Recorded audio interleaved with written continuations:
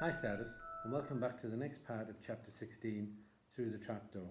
And the last time we left Harry, Ron and Hermione, they'd got past Fluffy and the flying keys. So let's see what next challenge awaits them. The next chamber was so dark they couldn't see anything at all. But as they stepped into it, light suddenly flooded the room to reveal an astonishing sight. They were standing on the edge of a huge chessboard behind the black chessmen, which were all taller than they were and carved from what looked like black stone. Facing them, way across the chamber, were the white pieces. Harry, Ron and Hermione shivered slightly. The towering white chessmen had no faces. "Now what do we do?" Harry whispered. "It's obvious, isn't it?" said Ron. "We've got to play our way across the room." Behind the white pieces, they could see another door. "How?" said Hermione nervously. "I think," said Ron, "we're going to have to be chessmen." He walked up to the Black Knight and put his hand on to touch the knight's horse. At once the stone sprang to life. The horse pawed the ground, and the knight turned his helmeted head to look down at Ron.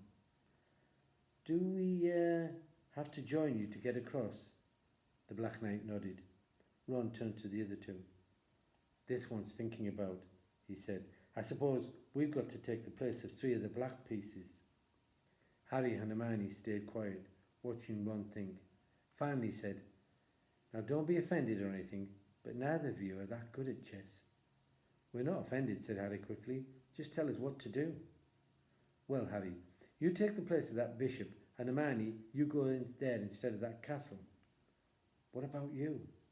"I'm going to be a knight," said Ron.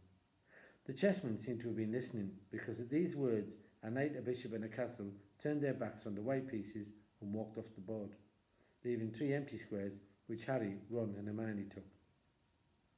"White always plays first in chess," said Ron, peering across the board. "Yes, look." A white pawn had moved forward 2 squares. Ron started to direct the black pieces.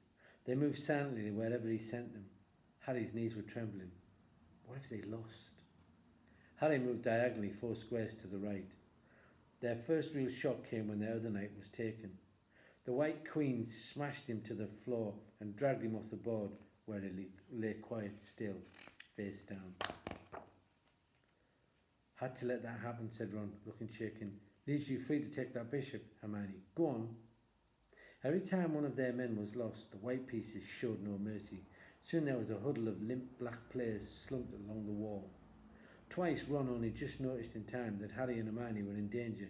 He himself darted around the board, taking almost as many white pieces as they had lost black ones. "We're nearly there," he muttered suddenly. Let me think. The white queen turned her blank face towards him. "Yes," said Ron softly. "It's the only way. I've got to be taken." "No!" Harry and Hermione shouted. "That's chess," snapped Ron. "You've got to make some sacrifices. I'll make my move and she'll take me. That leaves you free to checkmate the king, Harry." "But do you want to stop Snape or not?" "Ron." "Look, if you don't hurry up, he'll already have the stone." There was nothing else for it. "Ready?" Ron called, his face pale but determined. "Here I go. Now, don't hang around once you've won." He stepped forward and the white queen pounced. She struck Ron harder on the head and her stone arm, and he crashed to the floor. Hermione screamed but stayed on her square. The white queen dragged Ron to one side. It looked as if he'd been knocked out. Shaking, Harry moved 3 spaces to the left. The White King took off his crown and threw it at Harry's feet. They'd won. The chessmen parted and bowed, leaving the door ahead clear.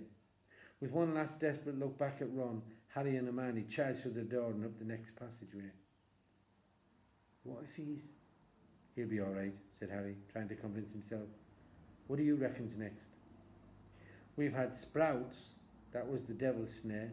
Flitwick must have put charms on the keys. McGonagall transfigured the chessmen to make them alive. That leaves Cuddle's spell and Snape's." They'd reached another door. "All right," Harry whispered. "Go on." Harry pushed it open. A disgusting smell filled their nostrils, making both of them pull their robes up over their noses. Eyes watering, they saw flat on the floor in front of them a troll, even more larger than the one they had tackled, out cold, with a bloody lump on its head. I'm glad we didn't have to fight that one, Harry whispered, as they stepped carefully over one of its massive legs. Come on, I can't breathe. He pulled open the next door, both of them hardly daring to look at what came next. But there was nothing very frightening in here, just a table with 7 differently shaped bottles standing in its line. Snape's, said Harry.